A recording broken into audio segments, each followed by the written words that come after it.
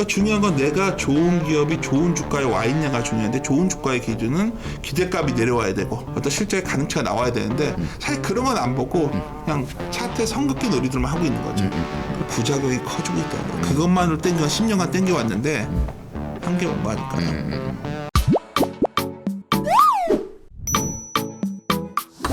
주식초등학교 시청자 여러분 안녕하십니까.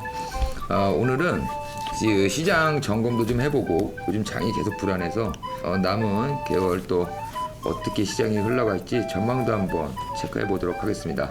우리 증권사 리서치 센터장 중에서 가장 최고 입담을 자랑하시는 이베스트 투자증권의 윤지호 센터장님 오늘 모시고 얘기 좀 나눠보겠습니다. 어서 오십시오. 안녕하십니까.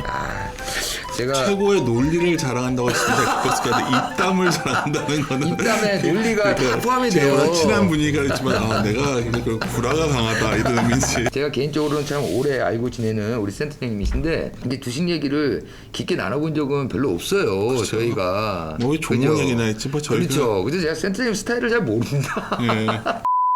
워낙 이슈들이 최근에 많아서 센터장님만큼 이렇게 잘 얘기를 해주실 분이 좀 없는 것 같아요. 모셔봤는데 일단 요즘 시장이 오르락 내리락 아주 난리도 아닙니다. 오늘도 지금 뭐 장 시작하자마자 뭐 코스피는 뭐 1% 넘게 코스닥은 2% 넘게 갑자기 훅 빠지고 시작을 했어요. 센터장님 보시기에 오늘 시장이 확 빠질 만한 요인 좀 뭐가 있을까요? 그렇죠. 우리는 명확한 인과관계를 다 꿈꾸죠. 그죠. 하락의 이유 몇 가지 뭐가 있습니까? 보는데 보통 이제 알고 계셔야 되는 게 제가 좋아하는 분 중에 조지 소로스라는 분이 있어요. 그렇죠. 유명하시죠. 굉장히 싫어합니다. 워렌 버핏을 좋아한다고 하면 뭔가 굉장히 고상해 보이고 클래식 음악하는 사람처럼 느끼는데 제가 소로스 좋아한다 그러면 저 사람은 좀 힙합 좋아하나 뭐 이런 느낌을 받아요. 중요한 건 이런 거죠. 그 굉장히 유명한 탈렙의 어떤 그 책에 보면 소로스에 대해 과소평가하는 게 있는데 그 시장이라는 거는 워렌 버핏이나 소로스나 공통점이 있죠. 완전한 정보를 거래하지 않는다는 걸 알고 있었죠. 버핏은 주식이 싸질 때가 있으니까 그때 사놓고 장기 보유하자는 입장이었고 또 소로스 같은 경우에는 여러 가지 변화가 생길 때 가속된다는 거예요. 재기이론이라는 건데 그러니까 심플하게 서로 다 연결돼 있다는 거예요. 주가가 빠지면 또 안 좋아지는 이유가 더 생기고 올라가면 좋아지는 이유가 더 생긴다는 거예요. 그래서 서로 관련되어 있다. 재기이론을 말했는데 보통 그 소로스는 이렇게 좀 매크로적인 것도 많이 보는 편이고 버핏은 뭐 바텀업으로만 본다. 그렇게 하는데 참 잘 모르고들 하는 얘기세요. 마크 티어라는 사람이 이 두 사람을 굉장히 비교해서 쓴 책이 있는데 생각보다 굉장히 유사점이 많습니다. 주가를 좀 싸게 사야 된다는 거죠. 그러니까 좋은 기업이 뭔지는 알겠지만 유튜브 방송 제목이 주식 초등학교라고 하길래 초등학교에서 벗어나면 뭐라고 해야 되냐? 워렌 버핏은 장기 투자자로서 뭐 이런 그런 그 앵무새처럼 그런 얘기 하시지 말고 얼마나 우리가 좋은 기업을 좋은 가격에 들어가냐 중요한 거예요. 그런데 이제 좋은 가격이 올라오면 막연하게 차트상으로 좀 빠졌으니까 좋은 가격이다 이렇게 해서 그건 100점 100패 하겠죠. 다 그렇게 접근을 하잖아요. 그렇게 하면 답이 없는 거예요. 제가 차트 되게 좋아합니다. 뭐 오래도 저 아시지만 차트를 왜 안 봅니까? 당연히 좋은데 거기서 선 하나씩 거놓고서 그런 차트는 아무 의미도 없고요. 기업에 대한 내용을 많이 알수록 그 차트가 잘 보입니다. 각성을 하고 중요한 거는 이런 거예요. 지금 아까 왜 빠졌냐 물어보셨는데 그래서 여러 가지 모으다 보면 결국은 주가가 좀 비싸냐가 매우 중요했는데 알다시피 주가가 매우 비싸져 있었죠. 그게 가장 큰 이유예요. GDP 대비 주가 시총순을 보면 주식 시가총액 대비 비율 보면 이게 많이 올라가 있을 때는 언제 빠지는지 몰라요. 근데 그때는 상당히 조심해야 된다는 거예요. 그러니까 올해 한 2, 3월서부터 상당히 조심스러운 구간이에요. 사실 더 올라갔지만 아이러니하게도 삼성전자가 아마 1월인가 2월에 고점 나왔을 거예요. 그렇죠. 그런 것들이 상당히 달렸죠. 비싸다는 거. 두 번째 중요한 거는 결국 여러 가지 변수들이 감안되겠지만 기업 실적의 기대 수준이 어디냐가 매우 중요합니다. 6개월 뒤에 1년 뒤에 저 사람이 좋아질 거야 하는 것들은 주가가 올라가는 거고요. 몇 개월 뒤 1년 뒤까지 주가를 다 땡겨서 밸류에이션을 썼으면 주가가 잘 안 되는 겁니다. 뭐 이게 단순한 겁니다. 근데 이제 문제는 그 기대 수준이 우리가 마음속에서 주가 올라간다 내려간다 설문조사한다고 나오는 게 아니고요. 전체적 이익이 어느 정도 레벨인지를 애널리스트들이 참 주식은 못 맞히지만 저희들이 옛날에 숫자를 만들어요. 그걸 컨센서스라고 해요. 컨센서스가 형성되어 있는데 내년에가 어마어마하게 높게 돼 있어요 지금. 근데 이거 반문해야죠. 어떤 분들은 주식을 초등학교라고 하셨으니까 초등학생들은 어떻게 하면 내년도 실적이 이렇게 좋대. 그러니까 주가가 엄청 올라갈 거야. 이렇게 생각하시는 분들이 있겠죠. 근데 어떤 사람들은 야 내년도 실적이 이렇게 높은데 왜 이렇게 주가가 못 올라가지? 내년도 기업 실적이 틀린 거 아니야 생각할 수 있잖아요. 그렇죠. 반대로. 그 경우가 상당히 많습니다. 그래서 12개월 포워드 PER로 뭐 몇 배니까 의미 있다. 이건 정말 초등학교 수준이고요. 그래서 정말 이익 리비전 여러 가지 데이터를 몇 가지 더 봐야 되는데 그런 숫자들이 좋아지냐 아니냐를 봐야겠죠. 9월 기준 이게 좀 제가 한 3주 전부터 쓰던 PT 자료인데 야, 이 올해 연말에 또 4분기에 우리나라 기업 실적이 그 계절성 반영돼서 좋은 적이 없는데 그게 엄청 높아요. 그리고 내년도는 정말 너무 좋아. 이게 왜 그러냐면 주가가 내년에 올라갈 거야. 뭐 경기 이걸 놓고 전제를 한 거거든요. 분명한 거는 올해보다 내년 실적이 다 100% 좋아진다고 확신을 하고 있어요. 그래서 반문을 던져야 돼요. 올해보다 내년 실적이 안 좋다면 안 좋다면 어떻게 될 것이냐. 질문 던질 수 있지 않을까요? 그렇죠. 저희 시작하기 전에 사회자분한테 죄송한데 네네네. 어제 대리운전비 많이 쓰셨다고 그랬잖아요. 엄청나게 올랐지 않아요? 술 이렇게 드시고 다시면 안 돼요. 오케이. 네, 예를 들어서 그런 것뿐만 아니라 주식이라는 건 그거 많이 팔아야 되고 네. 두 번째는 판 거에 대해서 마진율을 남겨야 돼요. 근데 보세요. 원자료 가격이 엄청 올라오죠. 뭐 운송비가 엄청 올라요. 아까 그것도 운송비거든요. 그러니까 해운 운임 올라오죠. 뭐하죠. 유가도 뭐 다들 안 올라간다는데 엄청 올라요. 금리도 올라요. 이자도 오를 것 같아요. 인건비도 올라요. 근데 그만큼 가격을 올려서 팔 만큼 소비가 견조하냐 잘 모르겠어요. 왜냐하면 사람들이 다 영가로 사고 싶어 하거든요. 근데 내년 실적은 마진이 더 좋아진다고 되어 있어요. 뭔가 질문 던질 수 있지 않을까요? 있죠. 그런 상황인 거예요 지금. 근데 중요한 건 초등학교니까 약간 많은 분들이 많이 갖고 있는 게 대표적인 게 삼성전자, 카카오인데 그죠. 하이닉스 뭐 이런 거. 저희가 이제 이베스트가 굉장히 올해 반도체 안 좋게 얘기했어요. 그랬더니 유튜브를 제가 한동안 안 나갔어요. 하도 댓글이 안 좋아가지고. 근데 그럼 주가 흔들리니까 나오냐 이런 말 하시지 말고 가장 핵심은 어제 새벽에 우린 기다리던 마이크론 테크놀로지 실적이 나온 거예요. 나왔죠. 엄청 실적 서프라이즈가 나왔어요. 엄청 실적이 좋아요. 주가는 장중에 빠지고 시간에도 빠져요. 왜 그런지를 사람들이 아침에 놀랍게도 언론에서 아무도 보도가 안 됐더라고요. 안 됐어요. 그렇죠. 네, 오후쯤 나올 거예요. 마이크론 테크놀로지 4분기에 컨서스 아까 말했던 이익의 기대 수준이 4분기 내년 것도 아니고 4분기만 864억 불이었는데 올해보다 3분기 훨씬 좋아진다고 되어 있죠. 내년 더 이렇게 좋아진다고 되어 있어요. 근데 10% 이상 덜 나올 거다. 잃어버렸어요 매출이. 이유는 여러 가지가 있는데 기업 측에서 그랬단 말이에요. 근데 다 알다시피 반도체 가격이 4분기부터 꺾일 거예요.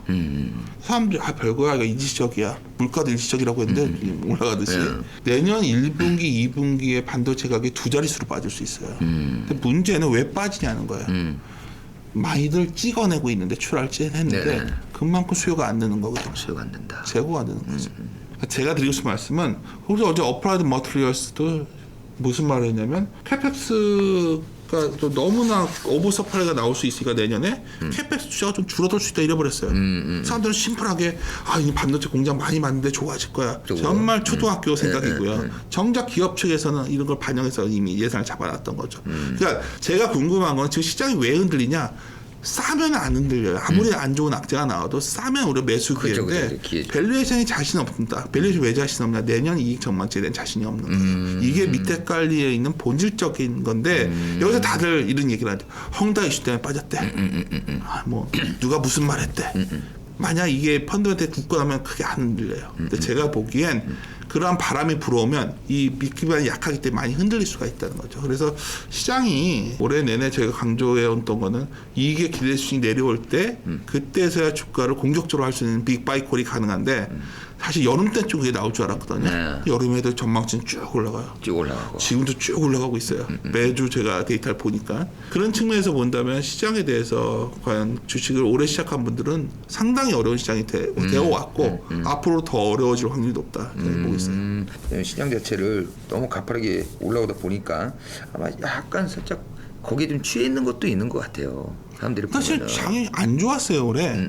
그럼에도 불구하고 사람들은 보면. 무슨 생각을 한 거냐면 이제 코로나 벗어나니까 좋아질 거야.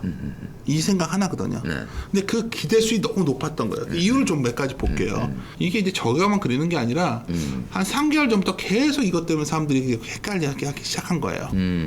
연준에서는 계속 물가는 일시적이라고 얘기했는데 네. 물가는 계속 기대보다 더 높게 나오고 있어요. 더 높게 나오고 있죠. 그리고 예를 들어서 중국은 PPI는 엄청 치솟아요.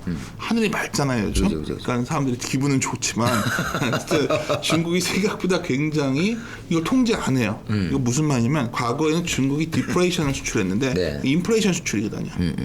중국이 인플레를 수출하고 있어요, 지금.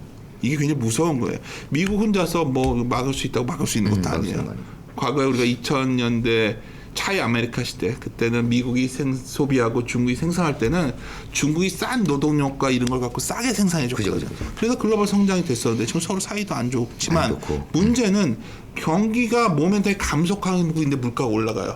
그래서 종종 찾게 이제 어려운 대학 교수님들이 나오셔가지고 갑자기 뭐 스태그플레이션 뭐 이런 얘기 하는데 그건 70년대 특수한 현상이기 때문에 반드시 좀 된다는 얘기는 아니에요. 하지만 전체적 매크로의 특징 중에는 스태그플레이션적 요소가 있다는 거예요. 물가는 올라오는데 경기 모멘텀 감속한다. 경기가 뭐죠? 우리나라는 수출이에요.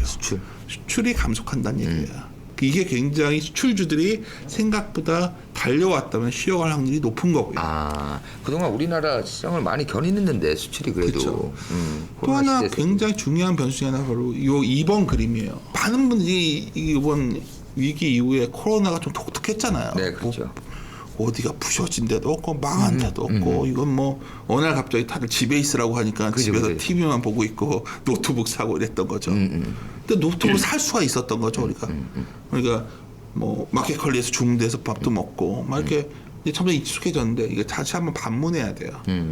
위기가 있고 나면 뭐가 파괴되고 나서 복구하는 과정에서 디맨드가 일어나야 되는데 그래서 재화랑 서비스나 비슷한 속도로 가고 재화의 소비가 갑자기 크게 안 늘어요. 근데 이번 위기는 재화는 너무 달려간 거예요. 너무 달려갔죠. 그렇죠. 반도체 이런 것들도 왜 지금 서플라이 얘기가 나오냐?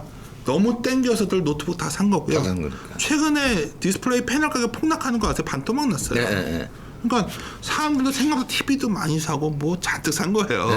그것만 샀냐? 뭐 이렇게 사다 보니까 남은 건 서비스 소비 정도 남은 거고 재화 쪽에 관련된 것들은 막상 까보라는 거죠. 까서 보면 이거 생각보다 이거 뭐 이랬지? 이런 숫자가 나오고 있음에도 불구하고 애써 외면하는 거죠.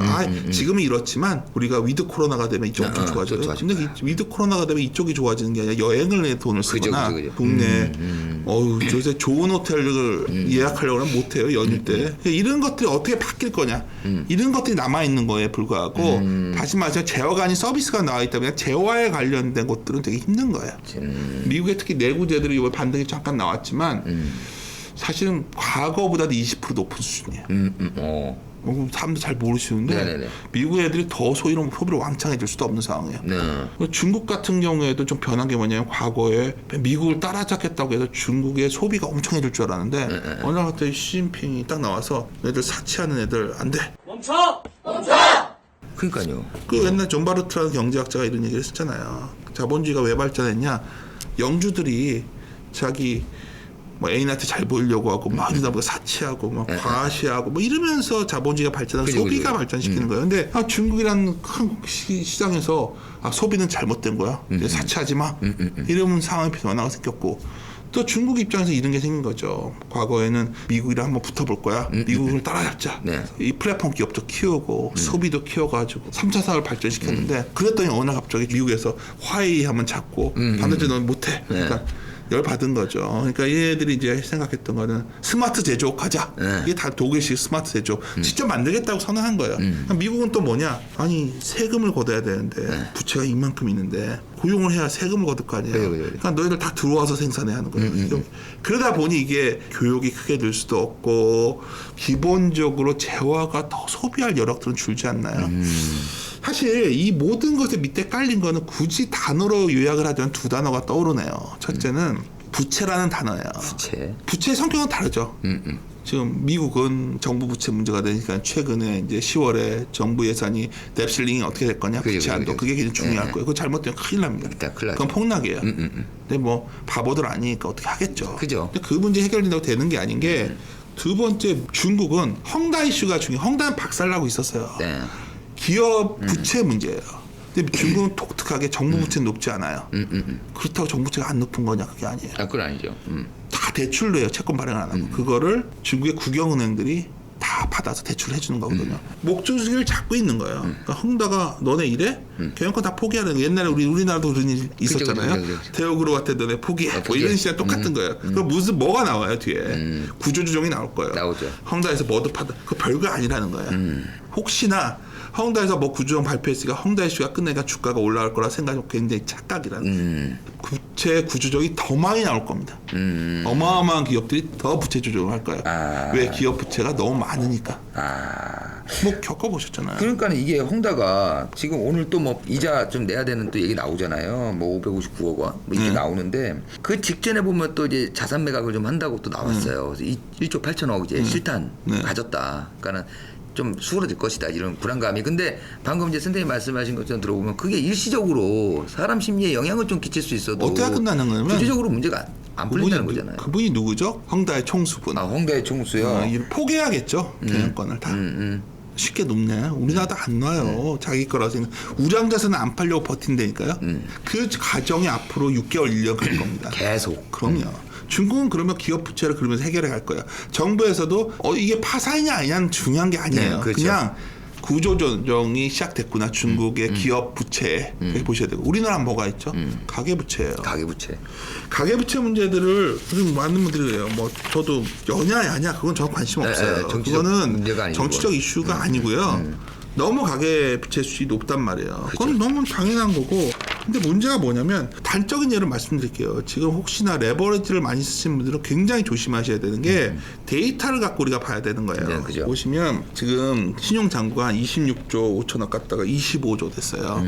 요만큼 빠졌어요. 그럼에도 불구하고 중소형주가 막 폭탄 맞는 것들 나와요. 지금 신용잔고가 전체 시총의 1% 정도거든요. 요만큼밖에 안 되죠. 근데 금액이 그때도 한 0.7%까지 빠졌어요. 그러면 여기서 5조 원 정도가 더 줄어야 돼요. 신용이 최소한. 그러면 금액이 진짜 0.7%면 그때 직전 수준만 가더라도. 그러니까 난 지금 고민하셔야 되는 거는 각국의 부채들이 딜레버리지 되고 있는데 형태는 다르지만 공통적으로 부채를 줄이는 과정이 있어요. 여기 반문해야 돼요. 전체적인 트렌드가 부채를 줄이는 과정인데 나는 이거에 맞서서 부채를 더 늘려서 더 물타기 할 거야. 굉장히 위험한 생각이에요. 위험하죠. 그래서 부채와 부채 딜레버리지가 첫 번째 또 하나는 규제라는 단어예요. 이 규제라는 단어가 얼마나 중요한 거냐면 아까 제가 서두에 뭐 거창하게 소로스 얘기를 했지만 소로스가 돈을 벌었던 건 딱 하나예요. 어떤 정책 변화, 규제 변화를 잘 읽어냈던 거거든요. 규제와 연결되는 건 뭐죠? 대표적인 게 결국은 어떤 산업에 대한 규제도 있지만 규제는 연결되는 게 뭐냐면 산업 영역에 대한 제어인데 지난 1년간 가장 많이 얘기했던 게 대표적으로 카카오 아니에요? 카카오 좋은 회사라니까요. 10년 뒤에 더 좋은 회사 돼 있을 수 있어요. 근데 저는 그때 어떻게 되는지 잘 모르겠어요. 중요한 건 지금 시점에서 좋은 기업을 가져가고 싶을 때 좋은 기업이 유지되는 건 어떤 정부가 어떤 정책을 쓰냐에 달려있는 거예요. 보통 정책 규제가 힘을 발휘할 때 뭐냐면 글로벌이 전체적 규제 추세로 갈 때가 되게 위험한 거예요. 근데 지금 잘 보시면 제가 이렇게 연결되어 있잖아요. 다 연결되죠. 그쵸? 중국, 미국, 우리나라. 그래서 이게 경제 둔화가 오는데 성장에 대해서도 이렇게 막 어드밴티지를 줄 수 없는데 여기다 갑자기 테이퍼링 이슈가 나오면서 금리가 물가가 아까 말했지만 금리까지 쳤어요. 금리가 올라가면 너무 상식적으로 초등학교는 계시니까 금리가 오르면 성장주는 디스카운트가 요인이 바뀌잖아요. 그것까지 겹쳤어요. 그것도 만만치 않다는 거예요. 그래서 최소한 레버리지를 많이 쓰시면 레버리지를 줄여야 된다. 그리고 좀 더 나간다면 현금 비중을 높여놓고 아무것도 하지 말아야 된다는 거예요. 좋은 기업들을 찾아놓고서 남들이 좀 굉장히 힘들어할 때를 기다려야겠죠. 그러니까 중요한 건 내가 좋은 기업이 좋은 주가에 와 있냐가 중요한데 좋은 주가의 기준은 기대값이 내려와야 되고 어떤 실제 가능치가 나와야 되는데 사실 그런 건 안 보고 그냥 차트에 선긋기 놀이들만 하고 있는 거죠. 그렇게 접근하는 사람들이 결국 마지막에 항복하는 순간이 나와야 의미 있는 반전이 나온다. 그러니까 자산을 불릴 때 기회가 왔을 때는 확 불려놓고 또 이렇게 리스크를 또 관리해야 될 때는 축소를 해놓으면은 또 그 자산을 온전히 또 지키다가 또 기회를 보고 이런 투자 패턴이 바람직한데 참 그게 또 지키기가 또 쉽지 않은 게 또 이 투자자의 또 심리인 것 같고요. 보면은 어저께 그래도 우리가 또 나온 이슈들을 조금 안 짚어볼 수가 없는 게 중국 전력난 얘기 계속 나와요. 굉장히 중요하죠. 그래서 중요한 거예요. 예, 이거 굉장히 심각한 것 같은데 일단은 전력난 때문에 공장이 문을 닫잖아요. 근데 그렇죠. 이게 글로벌 기업들의 납품하는 공장들이 지금 문을 닫는단 말이에요. 지금 잠깐씩 쉬면서 예, 또 국내 진출해 있는 기업들도 또 그렇고 이 전력난 문제 좀 영향이 있겠죠, 아무래도. 이게 이제 다 연결되고 있는 건데요. 전에 이제 ISM 제조업 지수라는 게 있어요. 매달 초에 나오죠. 그래서 이제 ISM 제조업 지수가 잘 나오는 거예요. 그래서 이제 아래 구성 항목을 뒤져보는 거 저희 같은 사람들 봤더니 배송 시간에 관련된 것들이 되게 잘 나와요. 과거에는 배송 시간이 길어지면 얼마나 수요가 많으면 이렇게 잘 나올까 하고서 그게 좋게 해석을 했었어요. 어느 날 이제 자세히 봤더니 미국에서 컨테이너를 한국에 내려놔도 트럭 운전사들이 운전을 안 하는 거죠. 그럼 상구에 쌓여 있거나 거기서 그랬었죠. 미국에서도 지금도 그런 현상이 나오고 있고요. 근데 문제는 그건 다 지역적으로 있었는데 생산 기지가 흔들려 버린 거죠. 중국의 시진핑 정부는 쉽게 물러나지 않을 거예요. 그래서 환경에 대해서 굉장히 강한 드라이브를 걸고 있고 사실 이게 여러 가지 해석이 가능한데 이건 제 생각이에요. 중국이 왜 이렇게 저렇게 이어갈까? 정치적 이슈 때문에 여러 가지 얘기하지만 협조적으로 안 하는 거예요. 글로벌 경제. 나는 이렇게 갈 거야. 삐딱선. 갈 건데 이게 문제가 아까 제가 말씀드렸던 거예요. 우리 전 세계 경제는 뭔가 물건을 싸게 만들어주면 좋을 텐데 중국의 PPI가 무섭게 치솟고 있습니다. 중국이 인플레이션을 수출하는 거예요. 그러니까 공급망 이슈가 생기니까 모든 게 오르는 거죠. 그죠. 중국이 물가를 낮춰주는 게 물가를 올린다? 그 연준도 이제 생각이 달라지죠. 이게 굉장히 지금은 많이들 안 얘기하고 있는데 어쩌면 오늘 아침에 제가 전화 오면 계속 반복해서 하던 얘기가 이거였어요. 도대체 연준에서 왜 저러고 뭐가 문제냐? 일시적이 안 되겠다는 생각이 드는 거죠. 애들이 지금. 왜 그렇게 됐냐? 중국이 공장 좀 돌리면 될 텐데 안 돌리잖아요. 안 돌리죠. 안 돌려버리잖아요. 물가 생각보다 올라가겠죠 이제. 걔네들이 중간재를 만드는데 중간재 가격이 다 오르면 판매가를 확 올려야 되는데 쉽지 않은 거예요. 않죠. 이게 제가 말하면 그렇게 얘기했어요. 여러분. 윤주호 당신 생각 뭐냐? 이게 언제 해결된다는 거냐? 저한테 물어보면 그게 우매한 질문이라는 거예요. 전 모르겠다는 거예요. 이게 지금 진정 국면이냐 물어보면 전혀 아니라는 거죠. 그거는 시진핑이나 바이든만 알겠죠. 그 사람들도 모르는 거죠. 사실 이게 중요한 거예요. 제가 소로스라는 사람을 자꾸 얘기하는 이유는 뭐냐면 최근에 책을 쓰냐고 물어보셨는데 책이라기보다 그냥 일기 비슷하게 써놓는 글인데 최근에 꽂혀가지고 이걸 좀 장기간 썼어요. 추천사 쓰다. 그러다 보면 정말 깜짝 놀랐던 게 뭐냐면 시장성과 관련돼 있다는 말의 핵심 중에는 정책이 들어있는 거였어요. 이게 굉장히 중요한 포인트가 된다 보고 있는데 왜 그런 정책들이 부닥치면서 서로 얼마나 잘하고 싶겠어요. 근데 어떤 정책 때문에 의도하진 결과 않지 않은 결과적으로 막 증폭돼 가는 구간이 있는 거예요.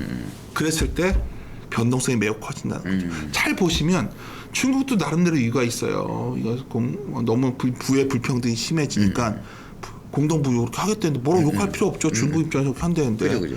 미국 같은 경우에도 뭔가 자체 바이든 정부가 인권 중시하고 원래 그런 정부였으니까 중국 같은 인권 중시하고 얘기하는 거 그게 뭐가 잘못됐어요. 각자 다 그런 것들이 충돌하기 시작하는 거죠. 그러면서 서로 협조적 관계로 돼야 유지되는 밸류체인이 무너지기 시작한 거예요. 그래서 아까 전기랑 전력난 문제도 이게 가을 하늘이 맑아서 우리가 굉장히 기분이 좋긴 한데 이게 쉽게 진정되지가 않을 것 같고 더 문제는 중국이 인플레이션을 수출하면 뭐가 작용이 나오죠. 미국 금리가 올라가겠죠. 올라가죠. 미국 금리가 올라갔을 때 그 코스트는 어떻게 될까요? 테이퍼링이 중요한 게 아니라요. 테이퍼링은 많은 분들이 엄청 자주 있었던 일도 아니고요. 2014년부터 15년까지 한 번 있었어요. 한 번. 그 경험이 절대치가 될 수 없잖아요. 통계적으로 그렇죠. 맞지 않나요? 근데 우리가 얻은 교훈은 뭐였어요?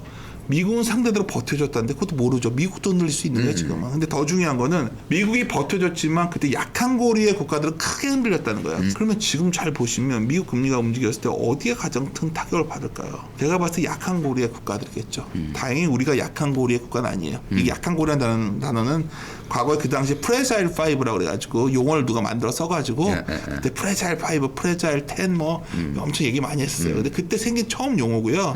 테이퍼 텐더도 그때 처음 나온 용어예요. 이게 절대적인 게 아닌데 잘 생각해 보셔야 돼요. 지금 금리에 대해서는 저금리에 대한 확신들에 있어요. 그렇죠. 근데 방금 전 말한 것처럼 유가가 여기서 더 올라가고 중국이 저러고 공급망도 해결하고 운임도 올라가고 다 이래버리면 기업이 그만큼 마진을 못 남길 때 기업 실적 기대감이 내려와야겠죠. 그죠. 다시 기업 실적으로 제가 돌아가는 겁니다. 만약 지금 그러한 우려가 반영돼서 기업 실적이 내려와 있다면 다음에는 그거보다 낮았네 얘기를 할 수가 있을 거예요. 근데 지금은 이런 이슈들 다 덮어버리고 엄청나게 팬데믹이 끝나고 났으니까 좋아질 거야. 좋아질 거는 기대감만. 이것만 있죠. 금리는 안 올라갈 거야. 그러니까 연끌로 돈 빌려가지고 해. 근데 정책 당국이 바보예요. 그렇게 돈들 빌려서 쓰니까 조사가 큰일 나게 생겼거든요 지금. 그러니까 대출 다 막는 거예요. 막는 거죠. 큰일 나게 생겼으니까 지금. 근데도 아니야. 사실 저는 정치에 대해서는 얘기하는 것도 좋아하지 않고 뭐 누가 잘하고 못하고 문제가 지금 너무나 당연한 정책을 하고 있는 거예요. 그럼에도 불구하고 시장에서는 그러한 우려를 전혀 기대값에 반영 안 시켰다. 이제 반영하기 시작했다 쯤에서 본다면 너무 시장을 단기적으로 뭐 이격도 갖고 하고 뭐 이런 장이 아니라는 거예요, 제 말은. 그렇게 접근하시고 올해 내내 마찬가지인데 제가 이러한 생각을 계속 강조드리면 많은 분들이 이런 거죠. 반도체보다는 자동차가 좀 난 것 같다. 매출 측면에서는 얘기하면 자동차도 빠졌잖아. 뭐라고 하고 어느 날부터 이제 얘기를 안 하기 시작한 거죠. 굳이. 근데 이제 오늘 이제 주식 초등학교라는 곳이니까 초등학교와 이 차이가 뭘까? 초등학교 때 꿈이 많은 시대잖아요. 네. 살면서 점점 고난을 인생을 알게 되잖아요. 네. 쓴맛도 보게 되고 주식이 연애라고 생각한다면 연애도 하면서 점점 내가 만나야 될 어떤 반려자도 파트너를 잡게 되고 그 좋은 어떤 주식과 결혼한다는 생각들 많이 얘기하시는데 그죠. 그게 정말 험난한 길이거든요. 결혼했다가 정말 안 좋아질 때도 있고 그래서 주식도 마찬가지예요. 이걸 다 견딜 만한 내가 어떤 체력이 되냐인데 사실 만약에 이 프로에 보시는 분들이 정말 오늘은 그냥 편하게 말씀드리면 초등학교 수준의 내가 투자 판단을 못 하시는 분들이라면 아마 남은 기간도 그렇게 만만치 않은 시장일 것이다. 쉽지 않죠. 예. 근데 오늘 센터장님이 저보다 저희 채널 홍보를 더 많이 해주시는데 주식 초등학교 얘기를 계속 끊임없이 얘기해줘갖고. 제가 사실 사회자님 아니면 초등학교 이런 말 되게 싫어하거든 제가. 주식에 초등학교가 있고 대학교가 있고. 채널을 못 바꿔요. 아시지만 주식 시장에 20년 있다가 주식 잘하는 게 아니에요. 그렇죠. 가끔 보다 보면 주식 한 2년 됐는데 주식 되게 잘하는 친구 있어요. 뭐 이런 방법도 없고 상담만 해도 돈 많이 버는 애들도 있어요. 정답. 제가 드린 말씀은 그냥 평범한 사람들이 학습을 통해서 주식을 넣을 수 있다. 제가 이제 애널리스트도 어느 정도 이제 하게 되고 이제 운영도 했었고 하면서 느꼈던 결론은 특히 올해 들어온 주식 투자자분들은 맹목적이다. 매우 위험하다. 매우 위험하죠. 근데 진짜 예전보다는 우리가 유튜브나 보면은 되게 유명하신 분들이 나와서 주식 얘기를 많이 해주시잖아요. 그 예전보다는 주식에 대해서 배울 수 있는 창구가 되게 더 많아진 거예요. 근데도 불구하고 센터님처럼 그런 말씀을 해주시는 분들도 이게 분명히 있어야 되는 거예요. 지금 그런 시장의 경고도 한번 냉정하게 한번 계속 받아들여 봐야 된다라는 부분은 굉장히 중요한 말이죠. 지금 현 상황에서는. 또 하나 이슈가 보면은 어저께 그 바이든 정부 1조 달러 그 인프라 대규모 투자 예산 통과됐잖아요. 상원에서. 근데 우리나라 증시에는 오늘 좀 다른 이슈 때문에 그런지 그렇게 별다른 반영이 없어요. 그러니까 그런 이슈들이 이제 이런 거죠. 미국이 결국 쓸 수 있는 어떤 정부의 어떤 여력을 거의 다 소진해 가는 느낌이에요. 여기서 계속 또 뭐 정책을 쓸 수 있는 상황이 아니잖아요. 그러니까 그렇죠. 통화 정책은 뭔가 발 빼기 시작했고 재정 정책을 쓸 것이다. 근데 이제 여기에 이제 부채 한도라는 게 이제 어떻게 될지 잘 모르겠지만 이건 다른 말로 하면요. 또 이렇게 생각할 수 있는 거예요. 야, 저렇게 했으니 이제 세금 엄청 꺾겠구나. 이 생각을 하셔야죠. 그 글로벌 그 아이비들 자료나 보면 다 텍세이션이라는 단어가 계속 나와요. 텍세이션, 그러니까 세금을 영어 쓰는 게 아니라 그게 더 강명하게 명사로 할 수가 있으니까 금리 세금을 많이 걷어야 된다. 매년 장민 전망치 보면 어마어마하게 나온 거죠. 유럽도 마찬가지일 것이고 우리도 마찬가지예요. 이제 세금을 많이 거둘 거예요. 그러면 내가 쓸 수 있는 소비는 가지고 줄겠죠. 텍세이션 문제가 있고 또 하나는 세금을 어디서 많이 거둘라고 할까요? 돈을 많이 벌거나 뭔가 성장하는 데서 돈을 벌어야겠죠. 시총 비중을 쫙 보세요. 전세가 다 컨센트레이션, 영어를 써서 좀 죄송한데 마켓 컨센트레이션이라고 그래요. 그러니까 시장의 집중도가 너무 높아진 거예요. 그러니까 아마존 갖고 올라갔고 우리는 미국 보면 애플 갖고 올라갔고 애플이 뭔 걸 했냐? 왜 올랐냐? 자기 돈 갖고 부채를 일으켜서라도 자사주 샀다 소각을 해버렸어요. 그래서 ROE를 올렸다. 그래서 규제랑 연결되는 거예요. 사실 사회자께서 저도 감각이 있으시니까 딱 집어내시니까 드리는 말씀인데 밑에 깔린 거는 세금을 거둘 것이고 규제가 들어가는 거죠. 규제가 들어가는 거죠. 부작용이 커지고 있다는 거예요. 그것만으로 10년간 땡겨왔는데 한계 온 거 아닐까요? 그러니까 모든 것들이 이런 거예요. 미래에 쓸 수 있는 여력들을 많이 땡겨온 거예요. 그러니까 지금 뭐 여기 노트북 앞에 있지만 저희 집에 노트북이 4대가 있더라고요. 우리 애들이 대학 수업을 든다니까 네, 각자 인가. 자기 오락하는 컴퓨터도 따로 있고 살 만큼 다 산 거죠. 근데 잘 아세요. 인류가 그 여성들이 노동에서 해방됐던 거는 세탁기와 뭐 이런 것들 발명했기 때문에 근데 가전이라는 거는 기본적으로 그냥 내구재지만 소비의 중요한 포인트가 되는데 이걸 목에 차서 다 써버린 거예요. 제가 봤을 때 전세가. 그러면 다음에 어디다 갖다 팔아야 되냐면 뭐 동남아에도 갖다 팔고 막 이래야겠어요. 근데 그 나라들은 아까 테이퍼링 이슈 때문에 우리가 K자형 회복 얘기 많이 하잖아요. 네. 우리나라도 잘 사는 사람 못 사는 사람의 비율이 벌어지지만 글로벌한 경제도 마찬가지예요. 이게 참 쉽지가 않은 거죠. 그러니까 우리가 이게 모든 문제가 어떻게 귀결되는 거냐면 코스트가 올라오더라도 코스트를 넘어서게끔 마진 단계에서 팔 수만 있게 된다면 걱정 안 해요. 기자님이랑 저도 맨날 우리 주위에 보면 좀 뭔가 마진 단계 새로운 성장 동력 찾은 기업 찾아가면 좋은 기업이 됐잖아요. 그게 참 쉽지 않아져. 그렇죠. 그러니까 난이도가 매우 높아진 거죠. 시장의 난이도가. 근데 시장의 난이도가 높아졌는데 자꾸 이 생각을 하는 거죠. 아, 작년에 보니까 한 가을서부터 내가 안 팔고 버티면은 밀렸다 다시 올라가고 했었다. 삼성전자도 어느 날 10만 전자 얘기하다가 이제 9만 전자 얘기하다가 8만 전자 얘기하다가 7만까지 왔죠. 7만 왔는데 어제 내가 봤을 때는 마이크로 테크놀로지 얘기를 들어보면 언제 사야 되니까요? 그럼 전자는 불어 주가는 모르겠는데 반도체 가격이 2자릿수 하락했을 때 PC 메모리가 2자릿수 폭락했다고 이제 막 방송에서 난리치고 큰일 났다고 할 때 그때 삼성전자 얼마인지 모르겠는데 그때 사인사를 지르면 또 몇 년 안에 큰 게 뭐 버티면 뭐 사실 주식이 좋은 기업이 좋은 주가에 갔을 때 그럴 때인데 그냥 마냥 항상 이게 좋은 기업이야 이렇게 얘기해가지고 답이 없죠. 하워드 막스가 굉장히 제가 좋아하는 말을 했어요. 네. 제가 제일 좋아하는 책이 어느 방송 가면 항상 드린 말씀인데 제 페이스북에 올렸었는데 Most Important Thing이라는 책이 있어요. 번역되어 있는데 우리의 목적은 좋은 자산을 찾는 것이 아니라 성공적인 매수를 하는 것이다. 따라서 어떤 자산을 샀느냐가 중요한 것이 아니라 그 자산을 얼마에 지불하느냐가 중요한 것이다. 되게 현실적인 말인데. 아니, 그러니까 제가 드린 말씀은 우리 시장에서 올해 가장 잘못된 이게 뭐 초등학교라고 하니 굳이 이거 배울 수 있는 건지 모르겠는데 원리는 아주 심플한 거예요.